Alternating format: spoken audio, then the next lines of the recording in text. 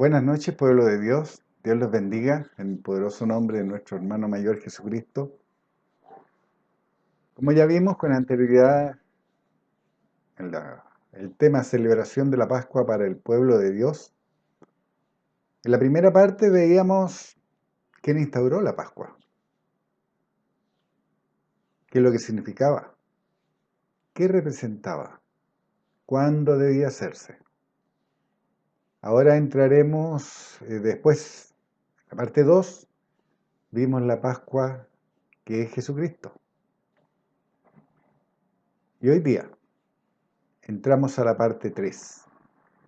Y este capítulo es un capítulo aparte, en la cena instaurada por Jesús antes de su detención. Primero, al lavar los pies de sus discípulos, les enseña servicio y humildad. Y para ello, como siempre, vamos a ir a la palabra de Dios para que Dios nos enseñe, nos abra los ojos del entendimiento, porque hemos dispuesto nuestro corazón. Así que vayamos a Juan, capítulo 13, versículo 4. Se levantó de la cena y se quitó su manto, y tomando una toalla se la ciñó. Luego puso agua en un lebrillo y comenzó a lavar los pies de los discípulos y a enjuagarlos con la toalla con que estaba ceñido. Entonces vino a Simón Pedro y Pedro le dijo: Señor, ¿tú me lavas los pies? Respondió Jesús y le dijo: Lo que yo hago tú no lo comprendes ahora, mas lo entenderás después. La primera muestra que Pedro no aprendió lo que es estar al servicio, después de haber visto cómo se movió Jesucristo después de todo lo que hizo, lo encontramos en el libro de Hechos. ¿Se acuerdan? Cuando eligen a seguidores para que sirvieran las mesas para ellos preocuparse de la palabra, es lo mismo que ocurre hoy. Juan 13:8. Así que, después que les hubo lavado los pies, tomó su manto, volvió a la mesa y les dijo: ¿Sabéis lo que os he hecho? Juan 13:13. Vosotros me llamáis maestros y Señor. Me llamáis maestro y Señor. Y decís bien, porque lo soy. Juan 13:14. Pues si yo, el Señor y el Maestro, he lavado vuestros pies, vosotros también debéis lavaros los pies los unos a los otros. 13:15. Porque ejemplo os he dado, para que como yo os he hecho, vosotros también hagáis. Aquí está claro el ejemplo del por qué Dios no inspiró a su Hijo Jesús a dar títulos, porque Él no dio títulos. Solo le dijo a Pedro que sería un pescador de hombres. ¿Se acuerdan? No le dijo a ninguno que sería profeta, evangelista o maestro. Hoy día es lo opuesto. Se autonombran con títulos o hombres con la mente contaminada nombran a otros con la mente permeable con títulos que ni Dios ni el Hijo de Dios dieron a hombre alguno, sino como veíamos en 1 Corintios 12:5, es decir, en el capítulo 12 de Corintios, lo pueden leer entero y sería necesario que lo leyeran porque comienza con: no quiero, hermanos, que ignoréis. Ahí se habla de los 5 ministerios. Estos ministerios los energiza Dios y son para el servicio en la casa creyente, de los llamados, de la iglesia, de los renacidos del Espíritu de Dios. Hoy hay algunos que se llaman a sí mismos apóstoles de Cristo, sin entender lo que es ser un apóstol. ¿Y sabes lo que significa apóstol? Esto es un diccionario bíblico. El término apóstol proviene del griego apóstolos, que significa enviado. Un apóstol es un propagador o un predicador de la doctrina bíblica, de la fe cristiana y del poder y del amor de Dios. Es un evangelizador que tiene la misión de predicar de Jesucristo, de su obra redentora, su vida, su muerte y su resurrección. 5 pasos. Predicar de Jesucristo, de su obra redentora, de su vida, de su muerte y su resurrección. Los apóstoles, los propagadores, los predicadores del Evangelio no ostentaban un título, como ocurre hoy, que son títulos honorarios nombrados ya sea por un hombre guiado por las emociones o autonombrados para hacerse pasar por un grande. ¿Se dan cuenta la diferencia de lo que hoy día se ve en las religiones? La gente no va a escuchar a Dios, va a escuchar al predicador, va a escuchar al apóstol, al profeta. Pero cualquiera que hable la palabra de Dios es un propagador, es un predicador y tiene que moverse en 5 pasos. No contar historias, como hoy día se hace. No hablar de otros, como hoy día se hace. Sino, ni tampoco que sea el fuerte el Antiguo Testamento, porque el Antiguo Testamento es para nuestro conocimiento. Hoy día el fuerte en las religiones, de todo lo que predican, es del Antiguo Testamento, donde se le habla a siervos, al pueblo de Israel. Pero no predican de Jesucristo, no predican de su obra redentora, no predican de su vida, su muerte y su resurrección. Vayamos a Hechos 8:9. ¿Se acuerdan lo que eran autonombrados para hacerse pasar por un grande? Aquí hay una persona que se quería hacer pasar por un grande y que lo hacía. Hechos 8:9. Ustedes pueden leer de antes, de los versículos anteriores. Pero había un hombre llamado Simón que antes ejercía la magia en aquella ciudad y había engañado a la gente de Samaria haciéndose pasar por un grande. Hechos 8:18. Cuando vio Simón que por la imposición de las manos de los apóstoles se daba el Espíritu Santo, les ofreció dinero. ¿Se acuerdan lo que era el apóstol? Un predicador. Nada más. No es un título. Sáquense de la cabeza los títulos. Los títulos los da el hombre. El mayor título que ustedes tienen hoy día es ser embajadores en nombre de Cristo. ¿En qué deben hablar? De Cristo, de su vida, de su muerte, de su resurrección, de lo que él predicaba. Hechos 8:19. ¿Qué decía este hombre que había engañado antes? Y cuando veía que por la imposición de las manos de los apóstoles se daba el Espíritu Santo, ¿se acuerdan lo que era la imposición? Era solamente mostrar aquel que ministraba con el que era ministrado. No es como hoy día se hace, que imponen las manos y ponen como si estuvieran traspasando fuerza. Emociones carnales, a los 5 sentidos. Mira cómo ponen las manos. Entonces todos imitan lo mismo que vieron hacer y ponen las manos. Entonces si el que está adelante levanta las manos, ellos también las levantan, porque él lo hizo. Pero eso es 5 sentidos, es carne, y eso no glorifica a Dios. Hechos 8:19, diciendo, dadme a mí también este poder para que cualquiera a quien yo impusiera las manos reciba el Espíritu Santo. Hoy día es igual, ocurre lo mismo. El ser un apóstol es un estilo de vida. Hoy es lo opuesto, el líder está para ser servido, para interpretar lo que Dios dice a su pueblo en su palabra revelada. Hoy los líderes de las religiones son grandes imitadores de los religiosos a los que confrontó Jesús. Mateo 23:1. Entonces habló Jesús a la gente y a sus discípulos diciendo, 23:2. En la cátedra de Moisés se sientan los escribas y los fariseos. 23:3. Así que todo lo que os digan que guardéis, guardadlo y hacedlo. Mas no hagáis conforme a sus obras, porque dicen y no hacen. Hoy día eso mismo.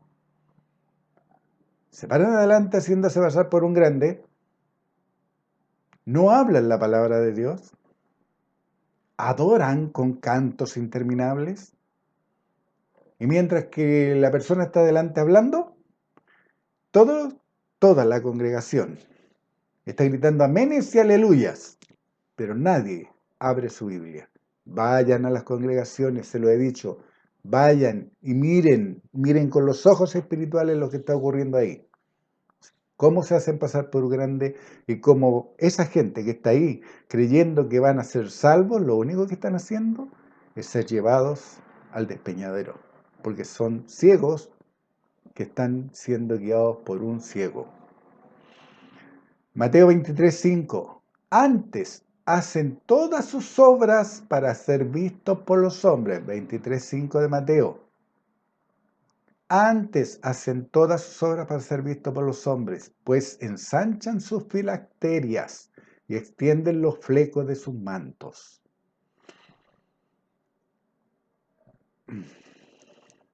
Hay gente que cree que porque si no te pones corbata, no puedes hablar la palabra de Dios. Yo lo vi y lo escuché. Mateo 23:6. Llaman los primeros asientos en las cenas, y las primeras sillas en las sinagogas, y las salutaciones en las plazas, y que los hombres los llamen rabí, rabí. Y rabí significa maestro. ¿Se dan cuenta? Si ustedes miran a las religiones, este versículo se está viviendo hoy día en todas las religiones. Atendamos primero al pastor, al profeta. Atendámoslo. ¿Por qué? ¿Por qué él se tiene que sentar? ¿Por qué no sirven las mesas? Dé el ejemplo del servicio. Ensúciese las manos. Trabaje con sus manos. Eso es lo que los seguidores de estos religiosos de hoy imitan. Y a los ojos de estos falsos apóstoles, el que es más servil al líder es mejor creyente. Escuchen, ¿quiénes rodean al líder? Salameros. ¡Oh, qué grande! ¡Qué espiritual! Maravilloso. Y disculpen que sea sarcástico, pero es que molesta la ceguera espiritual de la gente. Molesta. Por el contrario, Pablo enseñaba que debían ser imitadores de él como él era imitador de Cristo. Eso es lo que enseñaba Pablo. ¿Y qué hacía Cristo? Enseñaba lo que su padre le decía. No enseñaba historias. No hablaba de lo acontecido a otros. Hablaba de lo que su padre le decía. Lo que oía de Dios, lo que Dios su padre le inspiraba. Eso es totalmente desconocido hoy día en las religiones, el ser inspirado por Dios. Son enseñanzas dirigidas con un propósito. Como quiero que den más plata, entonces yo les voy a enseñar que tienen que dar, porque están sembrando para ganarse el cielo.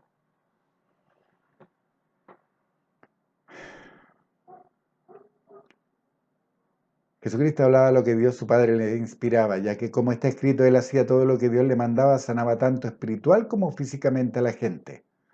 Manifestaba el poder que había recibido de Dios su Padre en su corto ministerio que se estima en un año.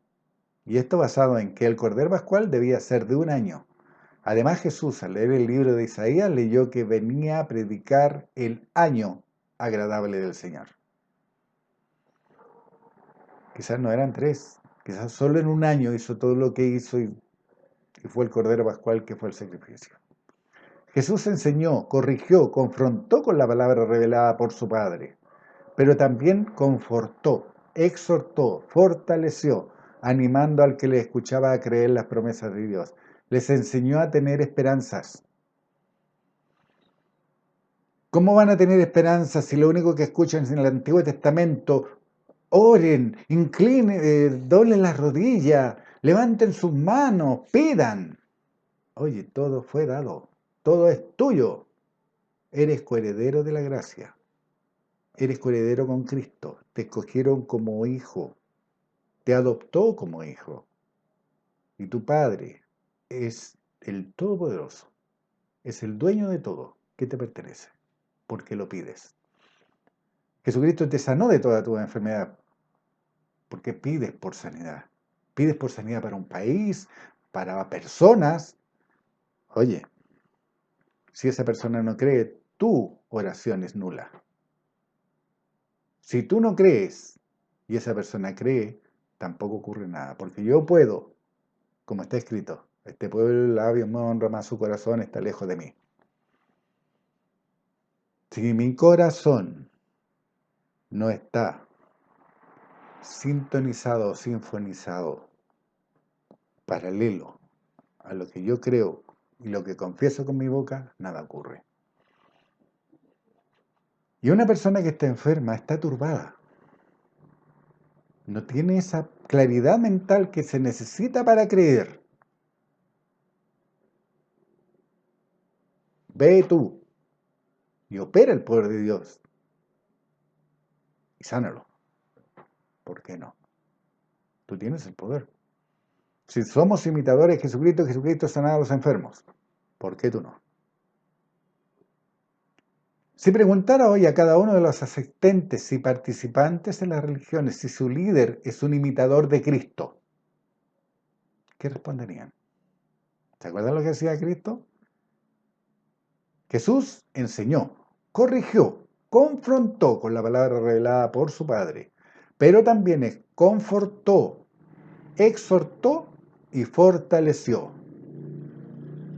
Los animaba a que creyeran las promesas de Dios. Les enseñó a tener esperanza. Si hoy día preguntara hoy a cada uno de los asistentes y participantes de las religiones si su líder es un imitador de Cristo, ¿qué responderían?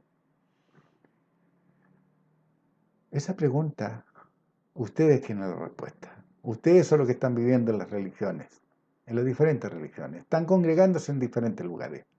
Ustedes saben en el medio en que se están desenvolviendo y lo que están viendo y lo que están recibiendo. En la cena, Jesús les enseñó 3 cosas. Sobre su cuerpo, sobre su sangre y cuándo se debía hacer conmemoración.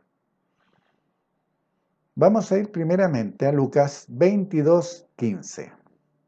¿Cuánto he deseado comer con vosotros esta Pascua antes que padezca? 16. Porque os digo que no la comeré más hasta que se cumpla el reino de Dios. 17. Y habiendo tomado la copa, dio gracias y dijo, tomad esto y repartidlo entre vosotros. 18. Porque os digo que no beberé más del fruto de la vid. ¿Por qué las religiones dicen que no hay que tomar vino? Jesucristo estaba en pecado entonces, de acuerdo a lo que las religiones dicen. ¿Por qué os digo no beberé más del fruto de la vid hasta que el reino de Dios venga? 22:19. Lucas. Y tomó el pan y dio gracias, y lo partió y les dio diciendo, este es mi cuerpo que por vosotros es dado. Haced esto en memoria de mí. 22:20. De igual manera, después que hubo cenado, tomó la copa diciendo, esta copa es el nuevo pacto en mi sangre que por vosotros se derrama. En el versículo 19, Jesús dice que ese pan es su cuerpo y que era dado por ellos. ¿Se acuerdan lo que íbamos a ver primero? ¿Qué le enseñaba sobre su cuerpo? Romanos 7:4. Así también vosotros, hermanos míos, habéis muerto a la ley, mediante el cuerpo de Cristo. Escuchen, por favor, escuchen lo que Dios dice en su palabra. Así también vosotros, hermanos míos, habéis muerto a la ley. ¿Por qué siguen viviendo la ley? ¿Para qué murió Jesucristo entonces? Así también vosotros, hermanos míos, habéis muerto a la ley mediante el cuerpo de Cristo. Yo no digo que no lean el Antiguo Testamento, léanlo para saber, para conocer, para aprender lo que hombres que eran siervos lograron, tuvieron y vieron. Pero no vivan de acuerdo a la ley. Así también vosotros, hermanos míos, habéis muerto a la ley mediante el cuerpo de Cristo, para que seáis de otro, del que resucitó de los muertos, a fin de que llevemos fruto para Dios. Lo que Jesús le está enseñando a sus discípulos es que por su cuerpo habían muerto a la ley y que ahora se servían a otro. Y ese otro era el que resucitaría de los muertos. Y el propósito de eso sería llevar fruto para Dios.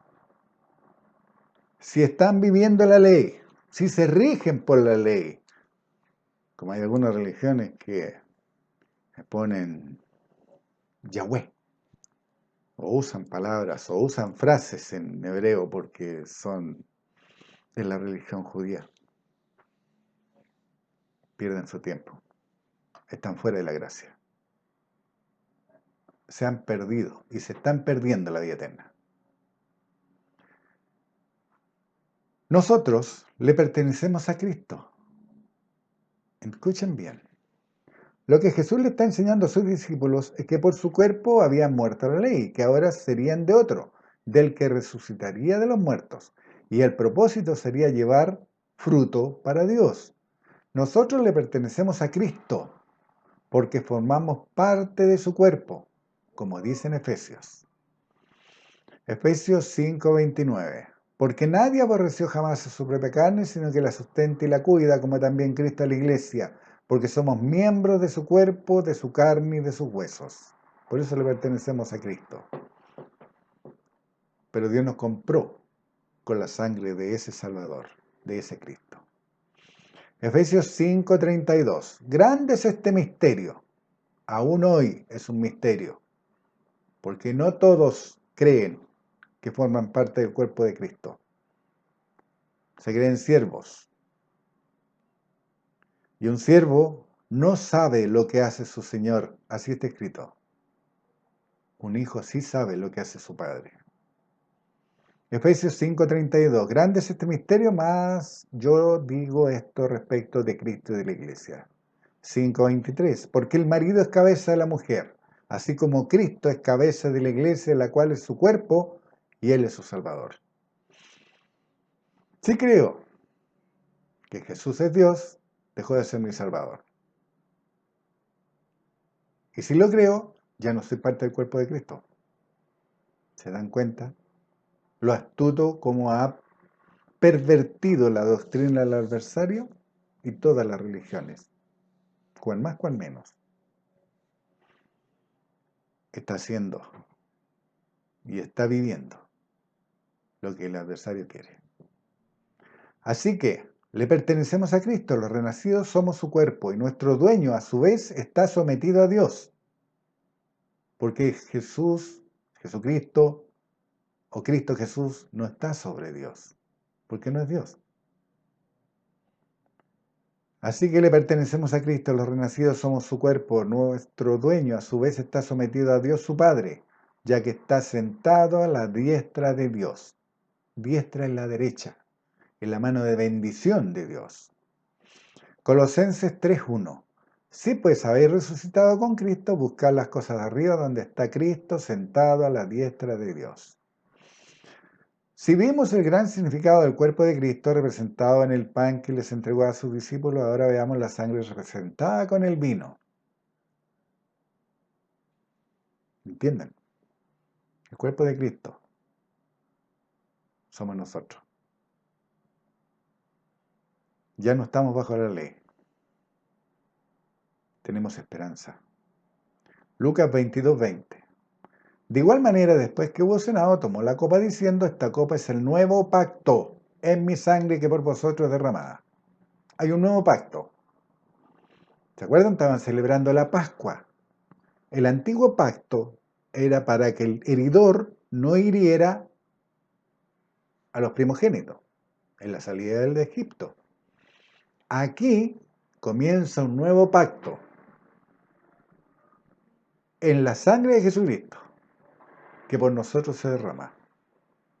De igual manera, después que hubo cenado, tomó la copa diciendo, esta copa es el nuevo pacto en mi sangre que por vosotros se derrama.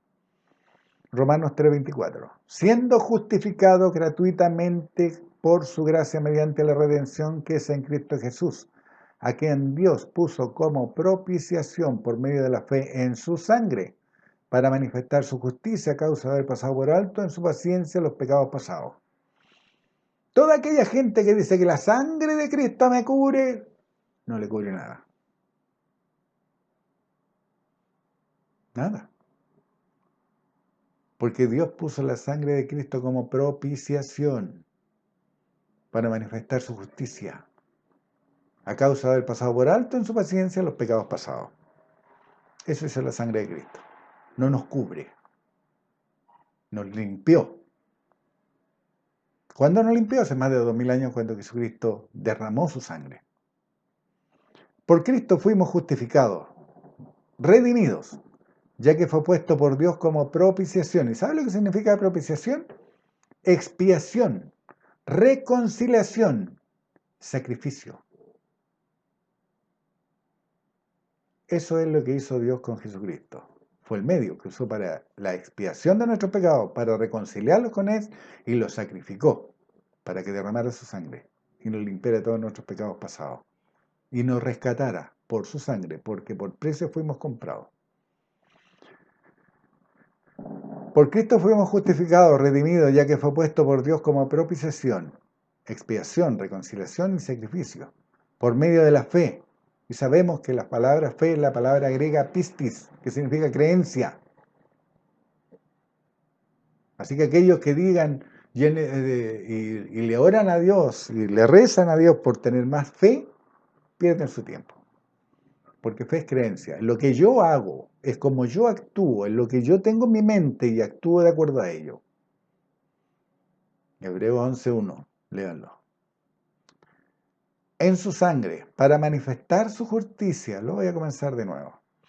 Por Cristo fuimos justificados, redimidos, ya que fue puesto por Dios como propiciación, como expiación, como reconciliación, como sacrificio, por medio de la fe, por medio de la creencia, en su sangre para manifestar su justicia, pasando por alto en su paciencia los pecados pasados. Romanos 5:8. Mas Dios muestra su amor para con nosotros en que, siendo aún pecadores, Cristo murió por nosotros. Así que si Cristo murió por los pecadores, ya no son más pecadores. Romanos 5:9. Pues mucho más, estando ya justificados en su sangre, por él seremos salvos de la ira. Ya fuimos justificados en la sangre de Cristo, por tanto seremos salvos de la ira venidera. Efesios 1:3. Bendito sea el Dios y Padre de nuestro Señor Jesucristo, que nos bendijo con toda bendición espiritual en los lugares celestiales en Cristo. Así que ya nos bendijeron, porque Dios sabía, en su presciencia, nosotros estábamos en su presciencia, quiénes iban a ser el remanente fiel. Los conocía a ustedes, me conocía a mí, desde antes de la fundación del mundo, porque estamos en su presciencia. Léanlo. Léanlo. Efesios 1:4. Según nos escogió en él antes de la fundación del mundo para que fuésemos santos y sin mancha delante de él. ¿Cuándo nos escogió? Antes de la fundación del mundo. Para que después seamos santos y sin mancha. Entonces, si yo no tengo mancha, no soy pecador, porque la sangre de Cristo me limpió. No me cubre, me limpió. Efesios 1:5. En amor, habiéndonos predestinado para ser adoptados hijos suyos por medio de Jesucristo, según el puro afecto de su voluntad, para el avance de la gloria. 1:6 de Efesios. Para el avance de la gloria de su gracia, con la cual nos hizo aceptos en el amado. 1:7 de Efesios. En quien tenemos redención por su sangre, el perdón de pecados, según la riqueza de su gracia. Por la sangre derramada por Jesucristo, el Hijo de Dios, recibimos el perdón de pecados. El cuerpo nos libró de la ley, nos dio esperanza. La sangre de Jesucristo nos limpió de nuestros pecados. Efesios 2:13. Pero ahora en Cristo Jesús, vosotros que en otro tiempo estabais lejos, habéis sido hechos cercanos por la sangre de Cristo. Fuimos hechos cercanos a Dios por la sangre de Cristo. Eso no lo olviden. Fuimos hechos cercanos. ¿Cuántos cercanos somos? Somos el templo del Dios viviente. Así es cercano. Colosenses 1:12. Con gozo dando gracias al Padre que nos hizo aptos para participar de la herencia de los santos en luz. Colosenses 1:13. El cual nos ha librado de la potestad de las tinieblas y trasladado al reino de su amado Hijo.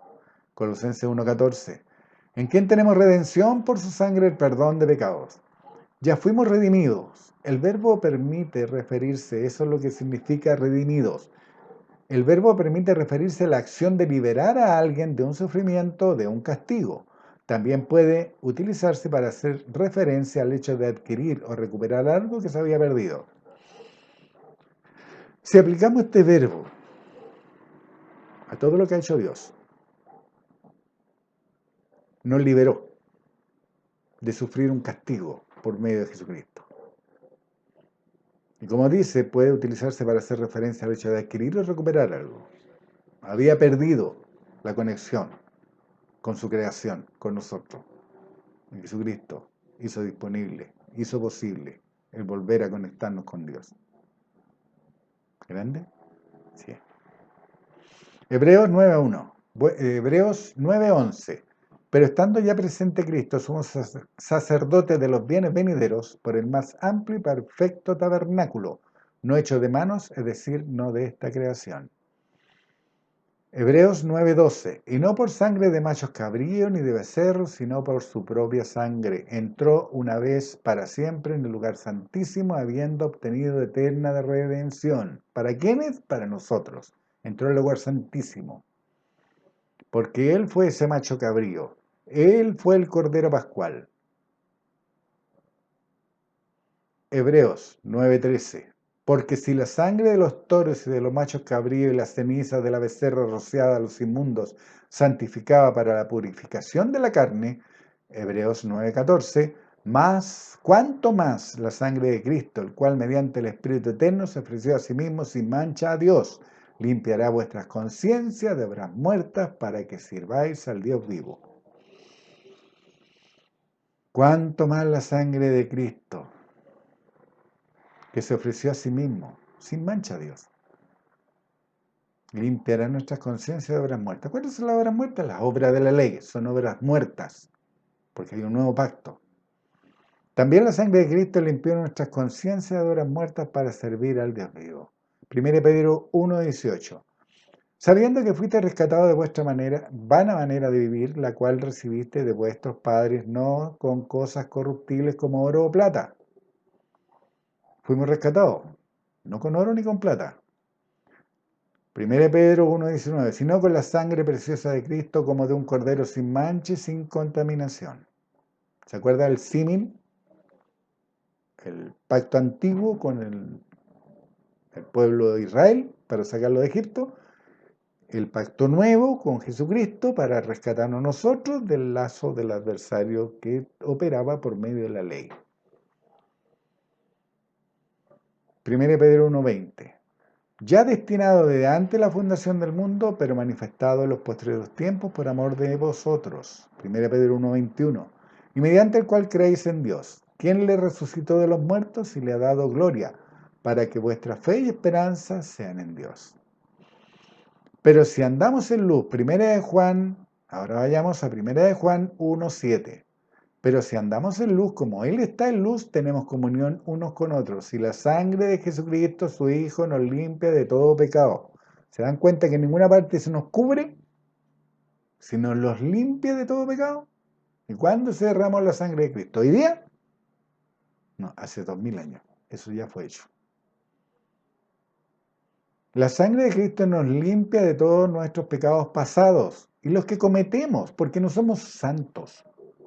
No somos, es decir, Dios dice que somos santos, pero en nuestra vida secular, en nuestra vida diaria, no somos tan perfectos como lo era Jesucristo y cometemos errores. Y esos errores pueden ser por dos causas, por ignorancia o por error de juicio. No errores o pecados de corazón. ¿Por qué? Porque del corazón mana la vida, el centro de creencia, la voluntad. Si el pecado nació aquí,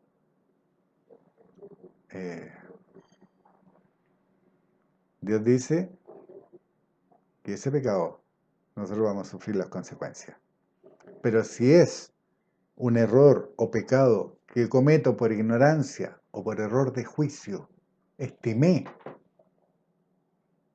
y me equivoqué, creí y me equivoqué, abogado tenemos para con el Padre, Jesucristo el justo.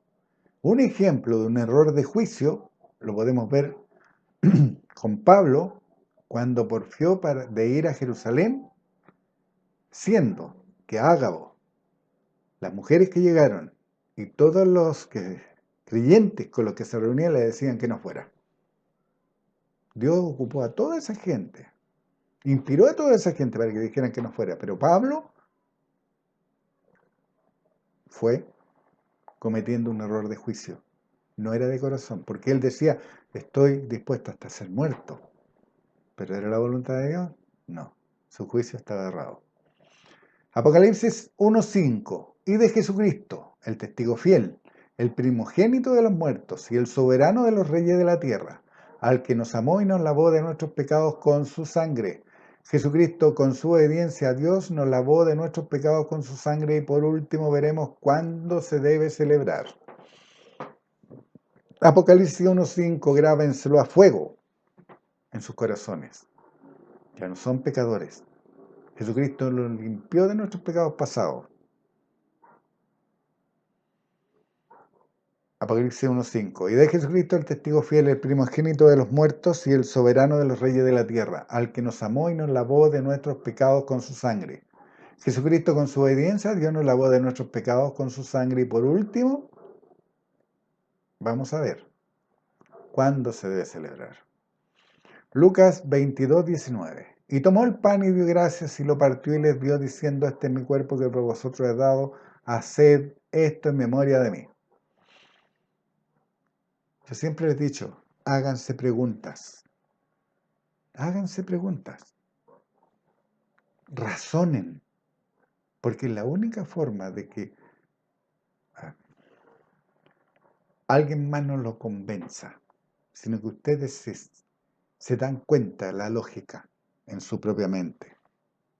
No necesitan que alguien más los venga y le imponga las manos, o como otros que dicen que Dios los cambia. No, el que cambia soy yo, por mi decisión.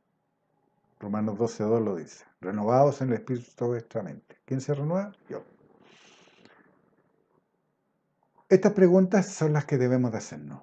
¿Cuándo haces memoria de lo hecho por Dios por medio de Jesucristo? Si miramos las religiones, podemos verla una vez al año, en otras una vez al mes, en otras todos los días, o cada vez que comes un pedazo de pan. Dios inspiró a Pablo a redarguir, a llamarle la atención a los corintios por no entender el significado espiritual de la celebración de la cena. Y la cena es la Pascua. 1 Corintios 11:20. ¿Cuándo pues os reunís vosotros? Esto es, a comer la cena del Señor. 11:21. Porque al comer cada uno se adelanta a tomar su propia cena, y uno tiene hambre y otro se embriaga. Esto ocurría en el pueblo de Corinto. Esto ocurría en ese tiempo. Como se hacía una cena propiamente tal, algunos no comían en sus casas y llegaban a comerse todo lo que encontraban en el lugar donde se reunían. Y otros se tomaban todo el vino, se embriagaban. Dios dice, hágase todo decentemente y en orden. Por eso Pablo lo está corrigiendo. 1 Corintios 11:22. Pues qué, ¿no tenéis casa en que comáis y bebáis? ¿O menospreciáis la iglesia de Dios y avergonzáis a los que no tienen nada? ¿Qué os diré? ¿Os alabaré? En esto no os alabo. 1 Corintios 11:23. Porque yo recibí del Señor lo que también os he enseñado, que el Señor Jesús, la noche que fue entregado, tomó pan. 1 Corintios 11:24. Y habiendo dado gracias, lo partió y dijo, tomad, comed, esto es mi cuerpo que por vosotros es partido, haced esto en memoria de mí. 1 Corintios 11:25. Asimismo también tomó también la copa después de haber cenado, diciendo, esta copa es el nuevo pacto en mi sangre, haced esto todas las veces que la bebiereis, en memoria de mí. 1 Corintios 11:26. Así pues, todas las veces que comiereis este pan y bebiereis esta copa, la muerte del Señor anunciáis hasta que Él venga. 1 Corintios 11:27. Vamos a detener aquí un momento. Hay algunas religiones que no toman vino en su vida diaria, sino que esperan la cena del Señor. Pueden hacer todas las veces que comieren pan. Piensen. Así pues, todas las veces que comieres este pan y bebieres esta copa, la muerte del Señor anunciará hasta que Él venga. 1 Corintios 11:27. De manera que cualquiera que comiere este pan o bebiere esta copa del Señor indignamente, será culpado del cuerpo y de la sangre del Señor. ¿Y saben lo que es comer la cena indignamente? Lo que significa la palabra indigno. Se entiende por indignamente que está relacionado de una manera o modo indigno, vil, despreciable, abyecto, indecoroso, rastrero, malo, infame, deshonroso, impropio, impúdico, vergonzoso, vil o ruin, que no es merecedor o digno de algo por algún motivo. Eso es comer la cena del Señor indignamente. Si dentro de una congregación hay avaricia, hay envidia, hay rencores, hay murmuraciones, es comerlo indignamente, es celebrar indignamente la cena del Señor. Las veces que la hagan, una vez al año, una vez al mes, una vez a la semana, todos los días que se reúnen. 1 Corintios 11:28. Por tanto, pruébese cada uno a sí mismo y coma así del pan y beba de la copa. Porque el que come y bebe indignamente sin discernir el cuerpo del Señor, juicio come y bebe para sí. 1 Corintios 11:30, por lo cual hay muchos enfermos y debilitados entre vosotros y muchos duermen. Abran los ojos, si están enfermos y otros están muriendo es porque no han entendido lo que hizo Dios por medio de Jesucristo al entregarlo como Cordero Pascual, por ser Jesucristo nuestra Pascua, porque no han entendido lo que significa. No han creído.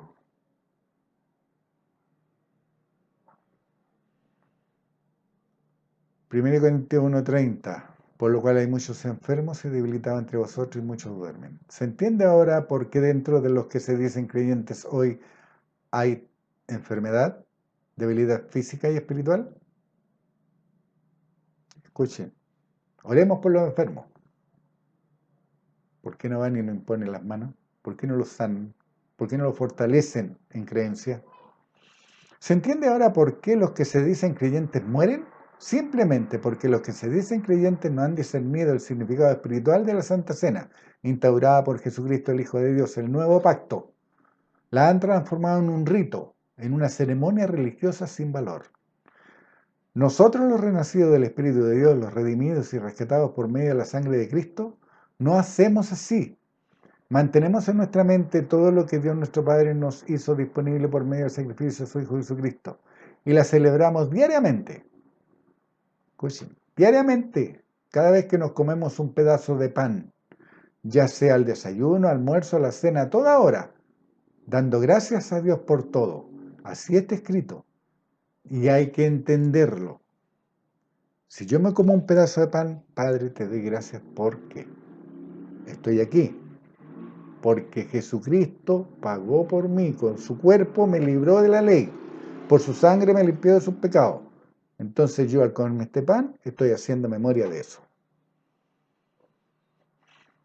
Y a cualquier hora, al almuerzo, a la cena, a toda hora, dando gracias a Dios por todo. Así está escrito y sabemos y creemos.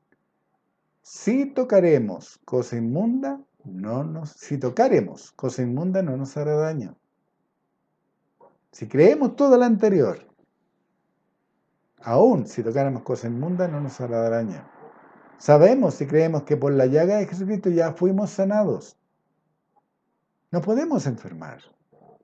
Si no es pecado enfermarse. El pecado es no creer para sanarse. Ese es el pecado. Porque lo aceptan como normal, como lógico. Uy, la pandemia. El dardo de fuego al adversario.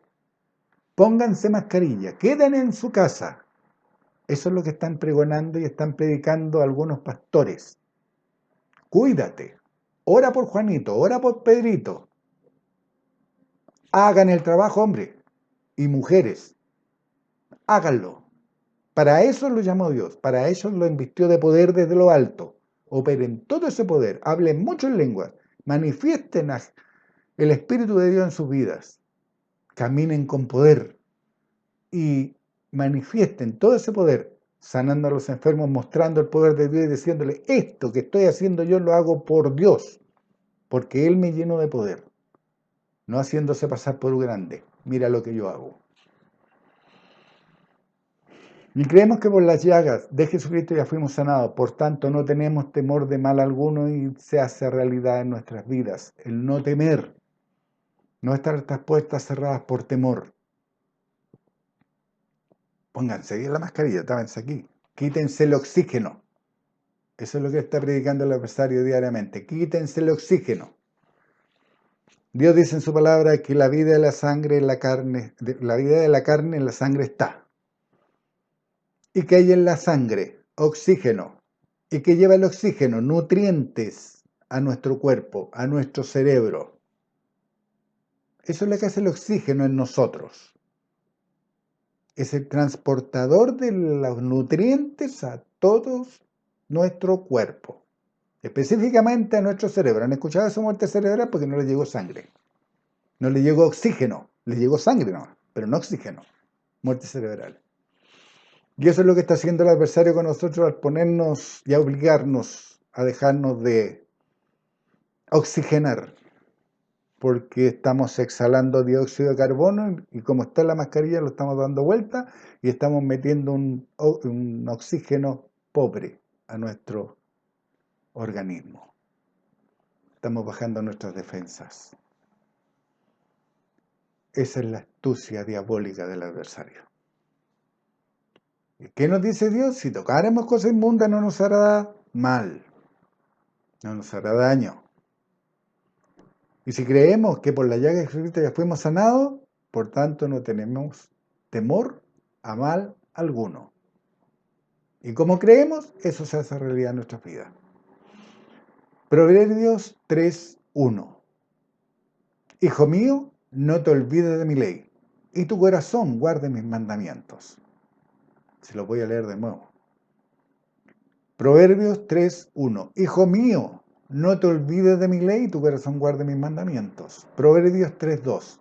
Porque largura de días y años de vida y paz te aumentarán.